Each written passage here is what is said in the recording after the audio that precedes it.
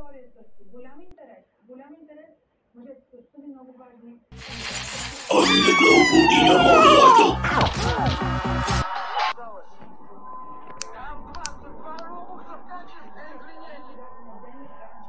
Придъвки на ден, за да сме силно здрави и могъщи.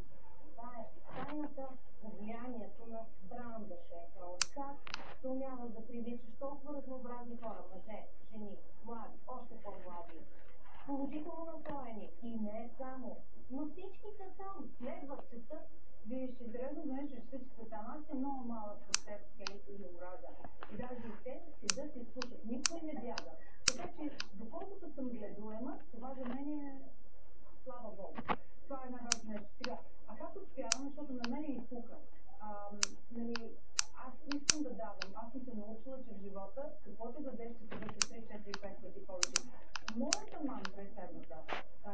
С моята ритъм и с моята школна дълголетие, аз се стремя да работя не повече от 8, максимум 10 дни на месец. Но това не значи, че съм някаква богаташка и мога тази година да си посвършвам. Не. Другото време го използвам за моите егигаи. Използвам го за моите страсти, за моите отношения с хората, за това, което давам.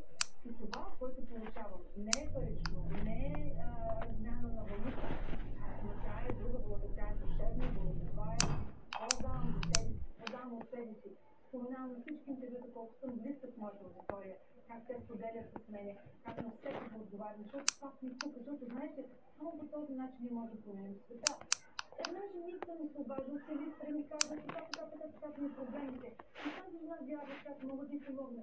Аз се изслушвам, отговарям, насочвам. Това е много важно за мен, защото знам, че съм се много навън. Аз съжалявам, че колко пъти съм били навън. Не съм имала открита камера, за да покажа на зрителите колко органични, автентични са реакциите, като се видят по улицата. Да? Шефа, благодаря! Имаш една жена, която ти беше казала, спаси брата ми. Да, имаме и това наистина. Това за мен беше много интересно, че тя имаше проблем с хормоните, нали? Това са прогестерон, естрадиол, DHEA и тестостерон, нали, в жените. И аз просто насочих към някои неща. Не съм докторка, обаче с храна неща някои се оправят. Особено както да речем Алцхаймер, диабет 2. Ако се хвана Алцхаймер, ако се хвана в много ранна фаза, точно с диета. Знаеш коя е диетата за Алцхаймер в много ранна фаза? Това е модифицираната кето диета. Има двама доктори, които работят с това. Но това са функционална медицина доктори. Така че храната е суперлативно силен индикатор. Когато успеете да овладеете себе си, собствения си стрес, това е номер едно. Ние сме българи. Ние имаме това чувство на милосърдие. Ние имаме това чувство на емпатия, на състрадание. Колкото някой път да си говорим, хейтери, чужбина е пъти после.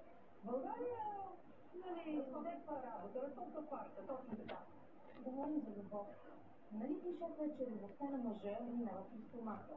Какъв е еквивалентът при жената? Къде е минава да при жената само на нещо ще кажа нашите български жени. Любовта трябва да мине през нея. Тя трябва да каже, да се погледне, да каже, вау, ти днес си извършиш това. Ти си невероятна, ти си силна, ти промениш света, ти раждаш деца, ти пробиваш стъклени тавани. Не да се самообичуваме, и да се самообичуваме, и да се самоваляме надолу, защото другите около нас да правят това перфектно. Любовта на жената трябва да почне с нея самата, с себе си. Не да не би това е егоизъм. Няма егоизъм. Ако една жена, дали е българска, това, че да не се самообича, никой около нея няма да е вдъхновен да я обича. Всички мисля, когато тя е жертва. Това е лично. Това, че оставаме с кръстата на Санкт Луис. Виждаме ли вършкавите отзад? Да, не е неща. Хей, ние сме на върха на света в Санкт Луис. Айде, чао! Къде е дома? Много е трудно да кажа къде е дома, защото аз чух много комфортно в Дубай. В момента в Дубай на правителството на Обединените арабски емирства да съм така наречения полиси мейкър, изгледател на полиси за храна в детските училища, най-вече в малките особено, до 7 години. След извършите пътувания в два-три различни континента за моите ресторанти. Казвам една новина.